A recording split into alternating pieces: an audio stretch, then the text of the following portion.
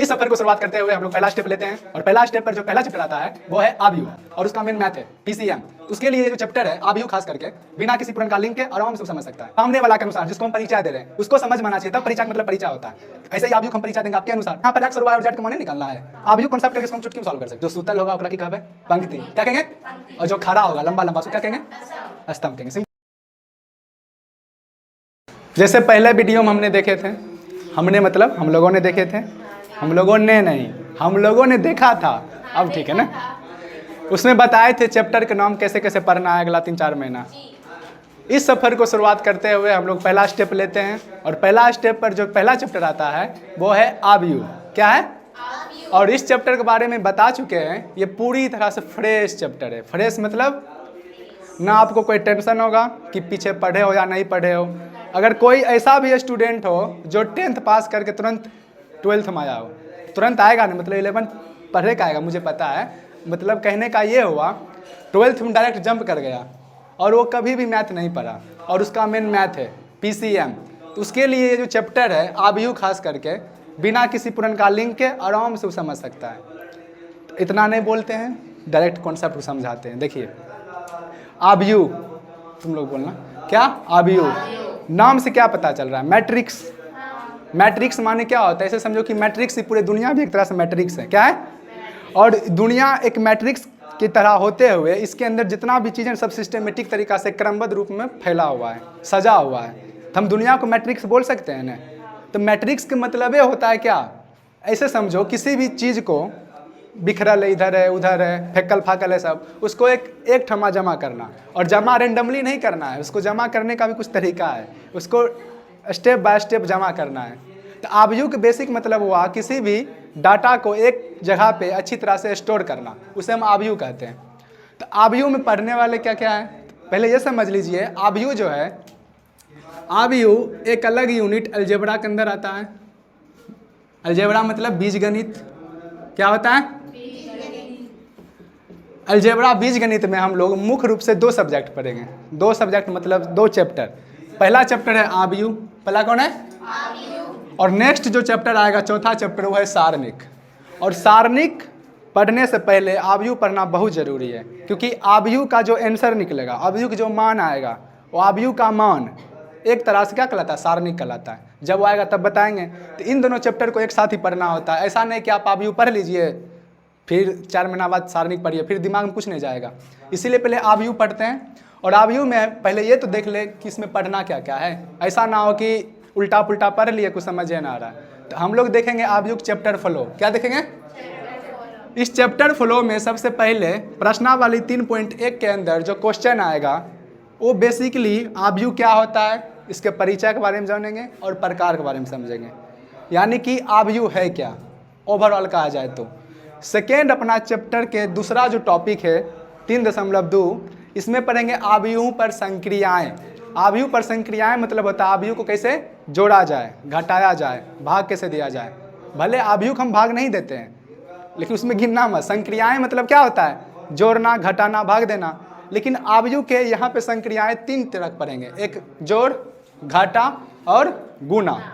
उसके बाद next topic रहेगा आबयू का परिवर्त, इसको हम बोलते हैं ट्रांसपोज ऑफ आबयू। उसके बाद आबयू के सम्मित यानी कि सिमेट्रिक। उसके बाद विषम सम्मित यानी कि नॉन सिमेट्रिक, इसके बारे में पढ़ेंगे। और लास्ट हमारा टॉपिक रहेगा व्युत्क्रमणीय आबयू यानी कि रिवर्स या फिर इन्वर्टिबल मैट्रिक्स। इसमें मैट्रिक्स के ऑपोजिट पढ़ना है। ओवरऑल देखा जाए तो इस चैप्टर में मात्र 4 चैप्टर है, 4 चैप्टर नहीं 4 टॉपिक है। और 4 टॉपिक के अंदर भी बहुत सारा सब टॉपिक है इसका, उसमें बहुत कुछ पढ़ना है। सबसे पहला टॉपिक है परिचय और प्रकार। तो आप लोग भी साथ में सबसे पहला टॉपिक हेडिंग दे दीजिए मेरे साथ। अरे लिखो, सबसे पहला टॉपिक लिख लीजिए आबयू के परिचय एवं प्रकार। तो आबयू का परिचय सबसे पहले देखते हैं।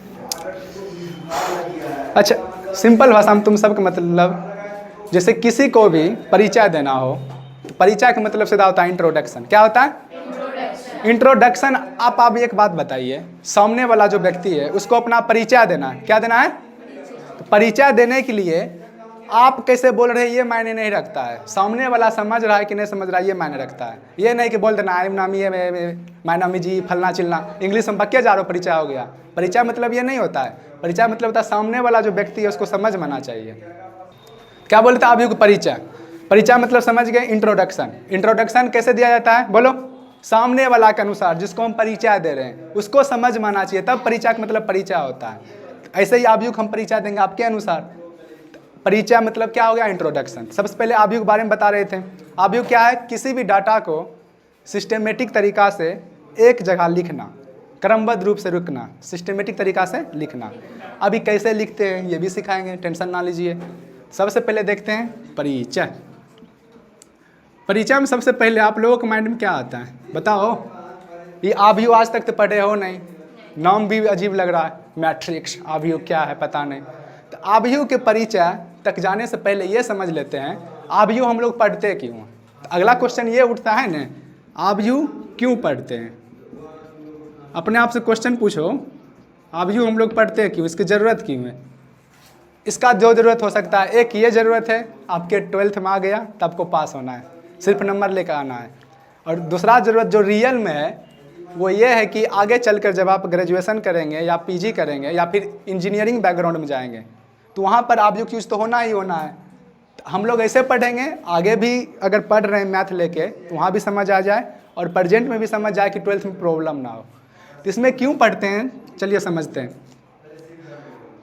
आयु जो है ऐसे जैसे कि देख लो, सिंपल भाषा में अगर कहा जाए तो आयु मतलब होता है, सुनो हेलो देखो, आयु माने होता है क्या, जैसे कि आप लोग बच्चा में कंप्यूटर देखे होंगे। अरे कंप्यूटर देखे हो ना? अरे हम लोग गांव से आते हैं, मुझे पता कंप्यूटर मैं भी नहीं देखा था, ठीक है, बड़ा हुआ हूँ तब कंप्यूटर की ज़िंदगी में देख पाया हूँ। कंप्यूटर में उसमें डाटा के बारे में पढ़ते होंगे, MS office, MS excel, MS power point, MS paint, ये जितना भी चीज़ हुआ करता था वहाँ पर आपको एक डाटा दिया जाता था, उस डाटा को ऑर्गेनाइज तरीका से दर्शाना होता था।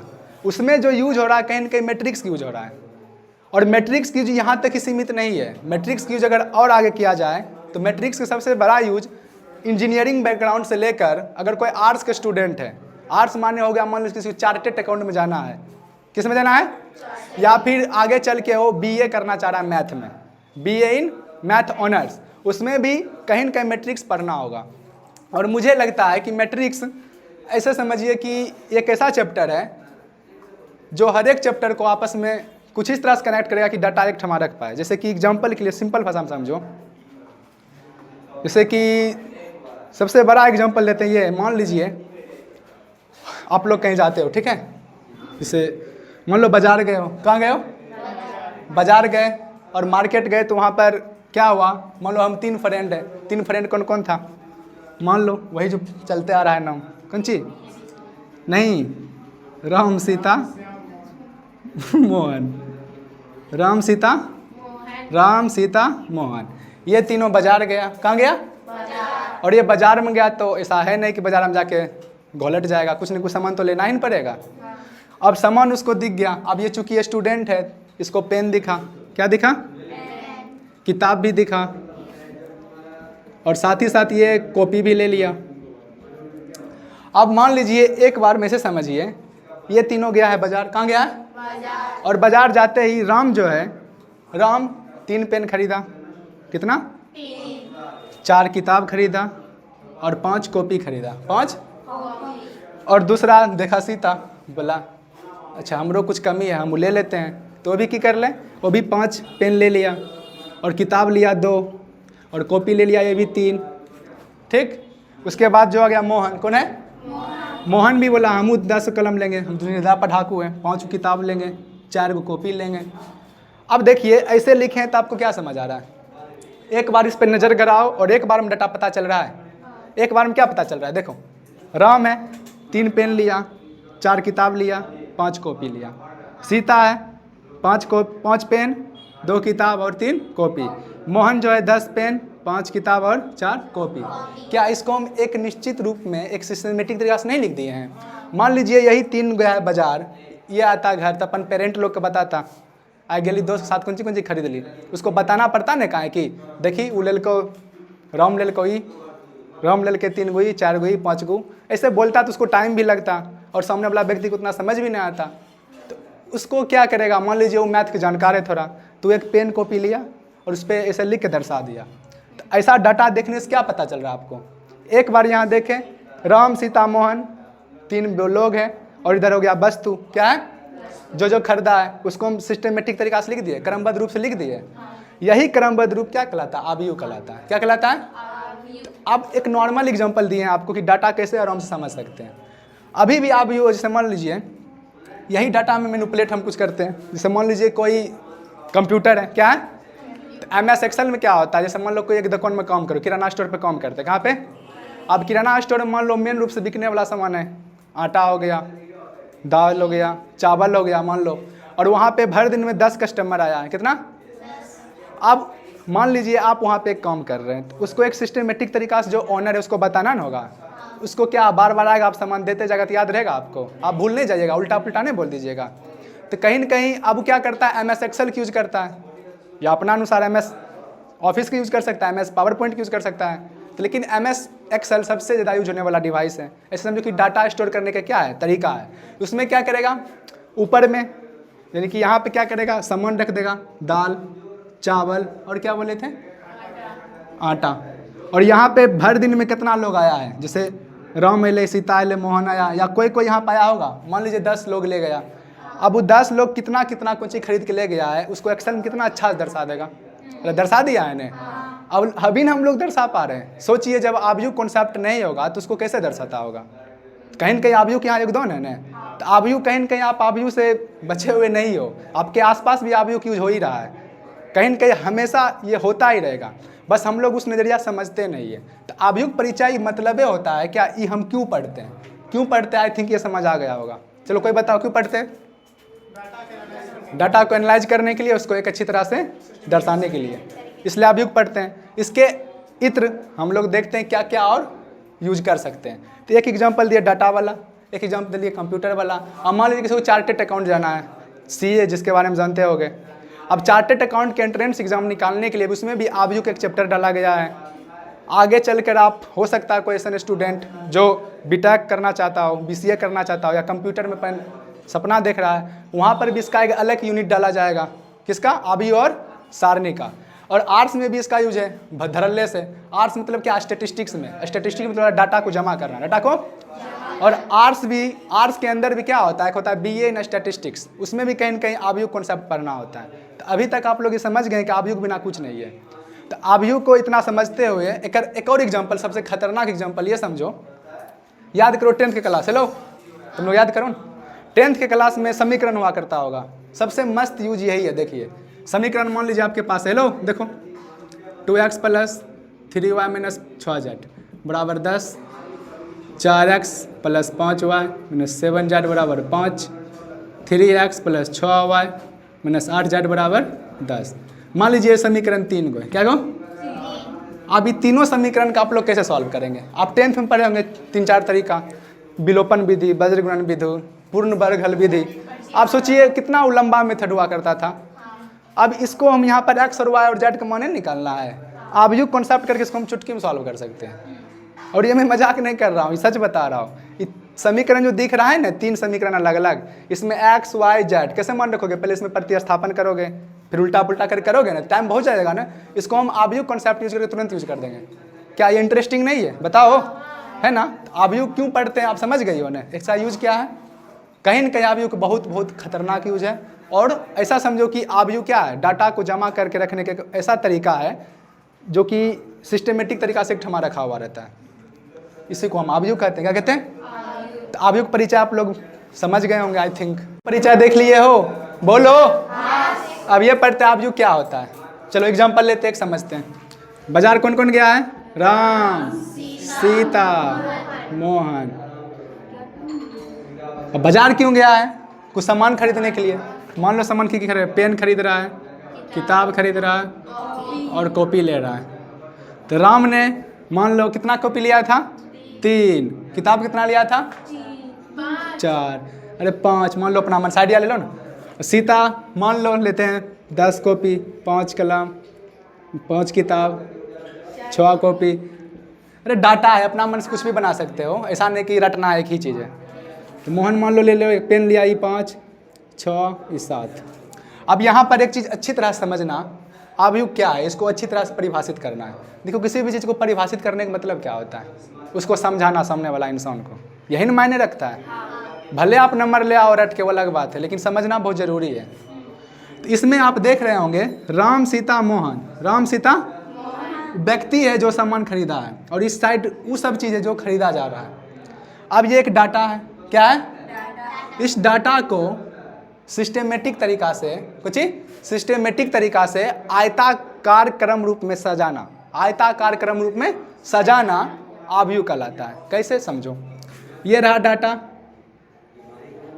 इसमें से खींच दिए, ये कहीं न कहीं आयत जैसा दिख रहा है। आयत कहने का मतलब ये हुआ ही नहीं कहना कि अब ये तो वर्ग दिख रहा है। अरे वर्ग भी तो एक तरह का आयत है ना, हुआ वर्ग क्या है, आयत नहीं है, बताओ होते। जब आयत के लेंथ विथ बराबर होगा तो क्या हो जाएगा, वर्ग हो जाएगा।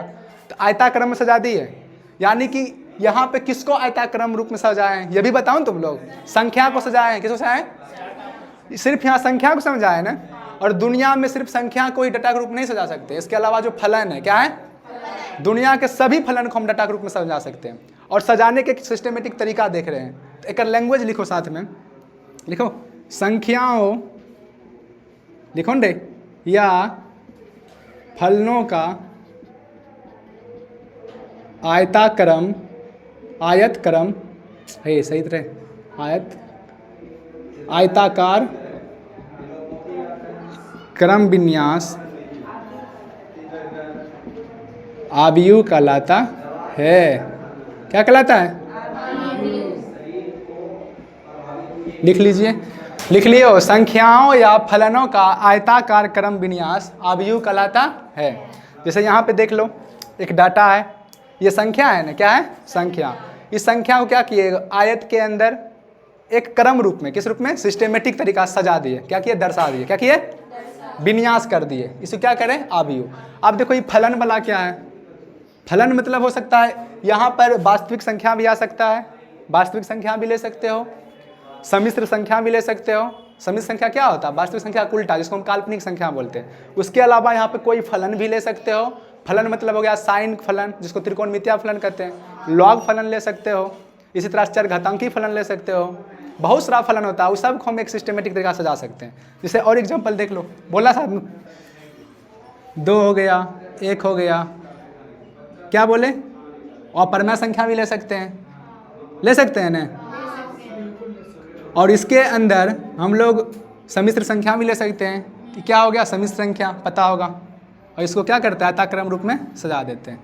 यही क्या है, आबयू है। परिभाषा क्या हुआ, सिंपल भाषा में संख्या या फलनों का, संख्या या आयताकार क्रम विन्यास आबयू कहलाता है, सिंपल हो गया। इसी तरह से और एग्जाम्पल देखना चाहो तो ले सकते हो। फलन के बारे में बोले, मान लो यहाँ पे लॉग ले लो, साइन ले लो, ई पावर एक्स ले लो, 2x² प्लस साइन एक्स ले लो, 3 पावर एक्स ले लो, 4x प्लस वाई ले लो। ये सब डाटा हम लोग क्या कर सकते हैं, ले सकते हैं। यह है क्या, संख्या, संख्या, ये सब क्या है, फलन फलन फलन फलन, है ना। तो अभी तक आप लोग आबयू क्या है ये समझ गए हो, और साथ ही ये भी समझ गए हो कि आबयू किसका किसका बनता है, संख्या का और फलन का, संख्या का और, यही आबयू है, क्या है। तो आबयू समझ गए हो, यहाँ डाटा रह गया बहुत कुछ। अब आबयू क्या है ये तो ऊपर ऊपर समझे, चलिए इसके अंदर घुस के पोस्टमार्टम करते हैं, चलो ठीक है। हाँ चलिए, अब देखिए मैथ वाला जो होता है ना, कोई भी चीज़ पर ही, कोई भी चीज़ पढ़ो, मतलब कोई भी चीज़, उसको पढ़ना बहुत आसान होता है तब जब आप उसको सिंपल से सिंपल भाषा में समझो। अब ये क्या रहा, ये डाटा है, क्या है, क्या बोले, संख्या या फलन के, संख्या या आयताकार क्रम रूप में सजाना, क्या है, आबयू है, क्या है, आप बोलोगे फिर वही बात, ये आयत थोड़ा दिख रहा है, अंधा छौके, अरे आयत नहीं दिख रहा है, मुझे पता है, वर्ग है लेकिन दिख रहा है ना वैसा, तो इसको आयताक्रम ही बोलते हैं, क्या बोलते हैं। अब इसमें कुछ टेक्निकल टर्म है, इसमें कुछ शब्द आएगा जिसको ध्यान में रखना है, चलो देखते हैं।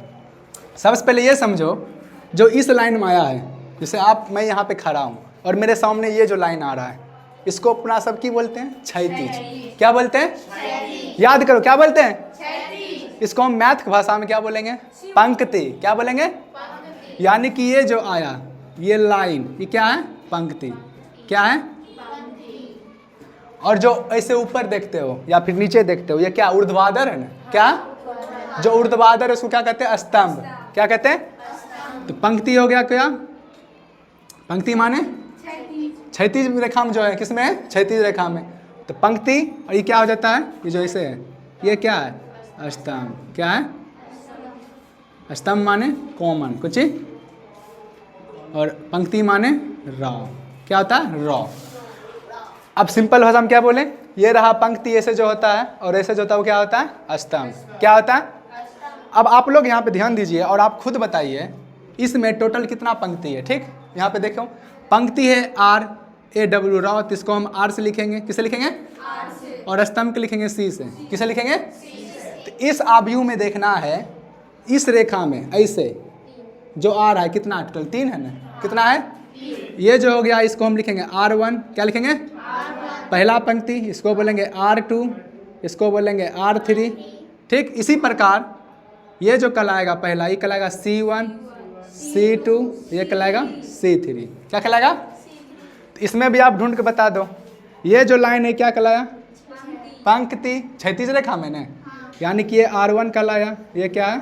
R2, ये क्या है? C1, और ये क्या है? C2। इसी तरह से यहाँ पर देख लो, ये जो लाइन ऐसे जाएगा इसको क्या बोल रहे हैं? पंक्ति। क्या बोल रहे हैं? R1, R2 और R3, और ये क्या रहा? C1 और C2। इतना आप समझ गए होने? यानी कि पंक्ति और स्तंभ, इसको आप अच्छी तरह से ढूंढ सकते हो, कहीं पर भी लिखा हो डाटा में। यह हो गया जो क्षैतिज रेखा में होगा, याद रखना, उसको क्या कहेंगे? पंक्ति। और जो ऊर्ध्वाधर रेखा के अंदर आएगा उसको क्या कहेंगे? सीधा अपन ठेठी भाषा में समझना, तो क्या बोलोगे? सिंपल भाषा में जो सूतल होगा ओकरा की कहबे? पंक्ति। क्या कहेंगे? और जो खड़ा होगा लंबा लंबा उसको क्या कहेंगे? स्तंभ कहेंगे। सिंपल। सूतल का की हो गया? पंक्ति। और जो खड़ा होगा क्या हो गया? स्तंभ।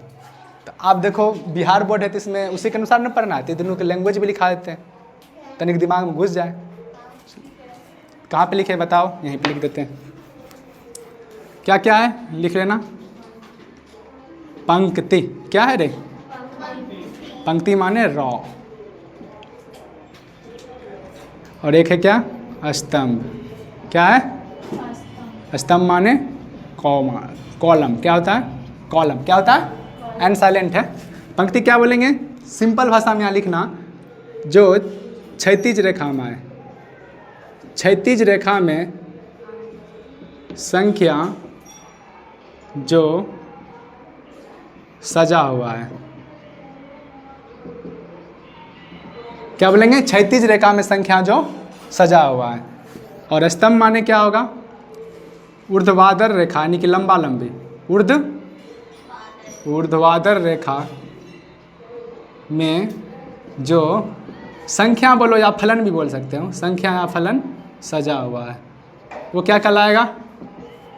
स्तंभ। क्या कहलाएगा? स्तंभ। तो हो गया पंक्ति और स्तंभ। चलिए लिख लो, क्या बताए? पंक्ति और स्तंभ। चलो अब बोलना, पंक्ति क्या है? जो क्षैतिज रेखा में हो। सिंपल भाषा में क्या बोले थे? जो सुता हुआ है, जो सोया हुआ है, जो घोलटल है, ओकरा की कहबे? पंक्ति। और जो लंबा लंबी खड़ा है, स्ट्रेट है, क्या है? स्तंभ। अब देखिए इसके अगला टॉपिक जो आएगा, पहले हम 2-3 डाटा ले लेते हैं, क्योंकि आव्यूह की एग्जांपल लेते हैं। कुछ भी ले लो रेंडमली, यहाँ पे संख्या भी हो सकता है, फलन भी हो सकता है। मान लो फलन भी ले लिए।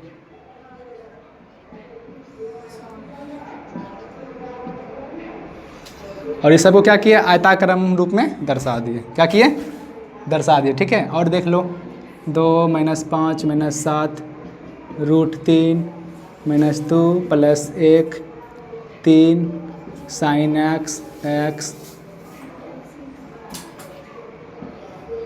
और एग्जाम्पल लेते हैं। और एग्जाम्पल किधर लूँ? नीचे देखते हैं। 2 4 5 6 7 8। चलिए डाटा है, चलो देखना यहाँ पे। ये सब क्या है? आव्यूह है। क्या है? इस आव्यूह में सबसे पहले हम खोजते हैं, क्या खोजेंगे? पंक्ति और स्तंभ को।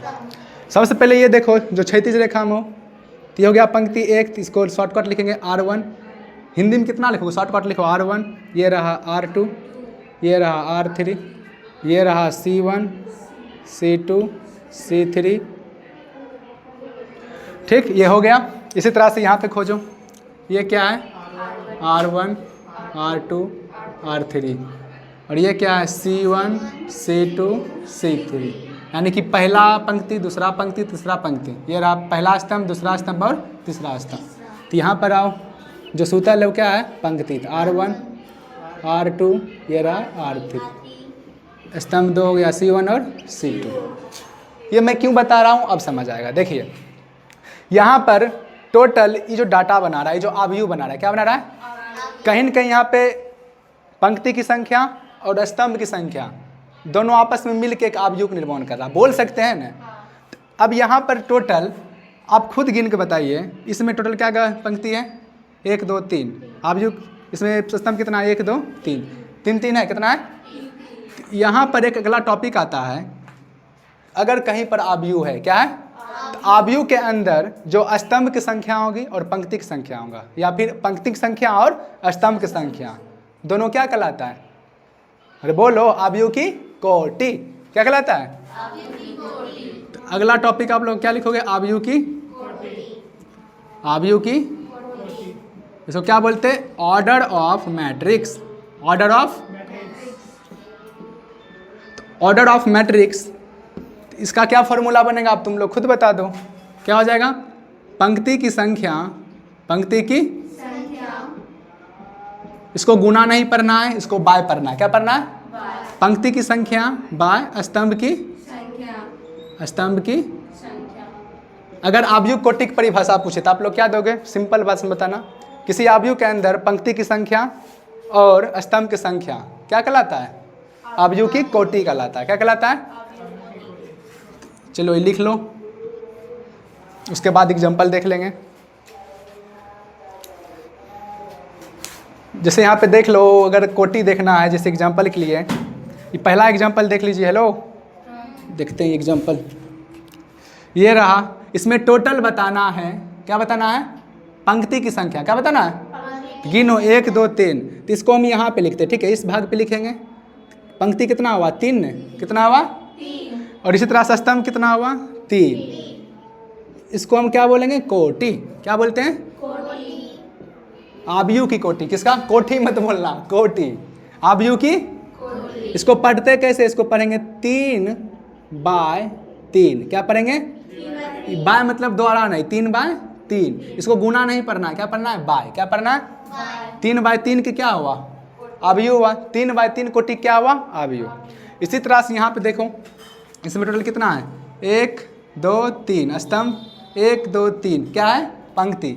ये भी 3 बाय 3 का क्या है, 3 बाय 3 आव्यूह क्या है, कोटि है ना, 3 बाय 3 कोटि क्या है, आव्यूह है। क्या है, यानी कि आव्यूह की कोटि क्या कहला रहा है, नंबर ऑफ, हिंदी में समझो, पंक्ति की संख्या और स्तंभ की संख्या क्या कहलाता है, कोटि। आव्यूह क्या कहलाता है, कोटि। तो यहाँ पर लिख सकते हो, एग्जाम्पल यहाँ देखो, कोटि कितना के, 3 बाय 3 का, 3 बाय 3, इसमें क्या है, पंक्ति की संख्या, और 3 क्या है, स्तंभ की संख्या।